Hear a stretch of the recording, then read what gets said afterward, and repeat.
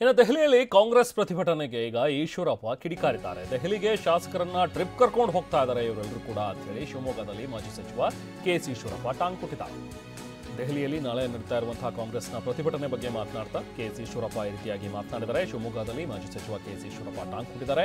ಶಾಸಕರು ಬೇರೆ ಪಕ್ಷಕ್ಕೆ ಹೋಗ್ತಾರೆ ಅಂತ ಹೇಳಿ ಅವರಿಗೆ ಭಯ ಬಂದ್ಬಿಟ್ಟಿದೆ. ಹಾಗೆ ಎಲ್ಲರನ್ನೂ ಕೂಡ ಒಗ್ಗೂಡಿಸಿಕೊಂಡು ಒಂದು ಟ್ರಿಪ್ ಹೊರಟಿದ್ದಾರೆ. ಸಿದ್ದರಾಮಯ್ಯ ನೇತೃತ್ವದ ನಾಟಕ ಕಂಪನಿ ಇದು ಅಂತ ಕೂಡ ಮಾತನಾಡಿದ್ದಾರೆ. ಸೈನ್ಯ ಕರೆದುಕೊಂಡು ಯುದ್ಧಕ್ಕೆ ಹೋಗ್ತಾ ಇದ್ದೀರಾ ನೀವೇನೋ, ಚುನಾವಣಾ ಪ್ರಚಾರಕ್ಕೆ ಮಾಡ್ತಾ ಇರುವ ಕುತಂತ್ರ ಇದು ಅಂತಲೂ ಕೂಡ ಮಾತನಾಡಿದರು. ದೆಹಲಿಗೆ ಇವ್ರು ಹೋಗ್ತಾ ಇರೋಂಥ ಸಂದರ್ಭದಲ್ಲಿ ಕಾಂಗ್ರೆಸ್ ಪಕ್ಷದ ಮುಖಾಂತರ ಈ ಹೋರಾಟ ಅವ್ರು ಹಮ್ಮಿಕೊಂಡಿದ್ರೆ ನಮ್ಮದೇನು ಅಭ್ಯಂತರ ಇರಲಿಲ್ಲ.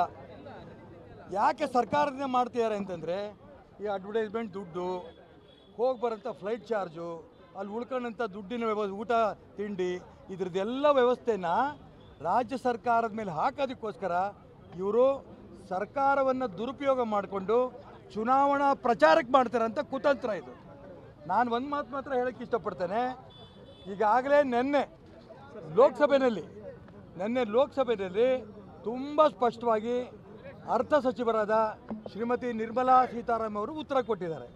ರಾಜ್ಯ ಸರ್ಕಾರಕ್ಕೆ ನಾವು ಏನೇನು ಕೊಡಬೇಕು ಏನೇನು ಕೊಡಬಾರ್ದು ಅನ್ನೋದನ್ನು ನಿನ್ನೆ ನಿರ್ಮಲಾ ಸೀತಾರಾಮನ್ ಅವರು ಉತ್ತರವನ್ನು ಕೊಟ್ಟಿದ್ದಾರೆ. ಇವರು ಸಮಾಧಾನ ಇಲ್ಲ ಅಂತಂದರೆ ಮುಖ್ಯಮಂತ್ರಿ ಉಪಮುಖ್ಯಮಂತ್ರಿ ಇಬ್ಬರು ಹೋಗಿ ಬರ್ಬೋದಿತ್ತು.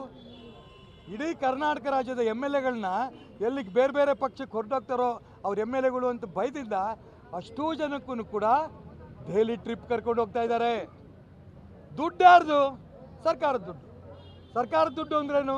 ಸಾಮಾನ್ಯ ರೈತನ ತೆರಿಗೆ ಹಣ. ನಾನು ಅದಕ್ಕೋಸ್ಕರ ಹೇಳಿದೆ, ಈ ಹಣ ಸರ್ಕಾರ ಪಾಪರೆದ್ದೋಗಿದೆ.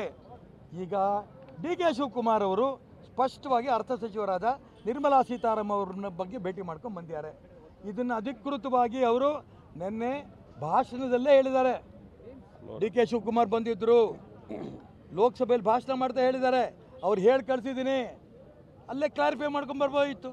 ಇಡೀ ಕರ್ನಾಟಕ ರಾಜ್ಯ ಜನಕ್ಕೆ ಕೇಂದ್ರದಿಂದ ಹಣ ಬಾಕಿ ಬರ್ತದೆ ಅಂತ ತೋರಿಸಂಥ ಒಂದು ನಾಟಕಕ್ಕೆ ಈ ನಾಟಕದ ಕಂಪನಿ, ಕರ್ನಾಟಕ ರಾಜ್ಯದ ಸಿದ್ದರಾಮಯ್ಯ ನಾಟಕದ ಕಂಪನಿ ದೆಹಲಿ ಹೋಗ್ತಿದ್ದಾರೆ. ಕೇಂದ್ರ ಸರ್ಕಾರ ಇವತ್ತು ತುಂಬ ಸ್ಪಷ್ಟವಾಗಿ ಉತ್ತರ ಕೊಟ್ಟಿದೆ. ನಿನ್ನೆ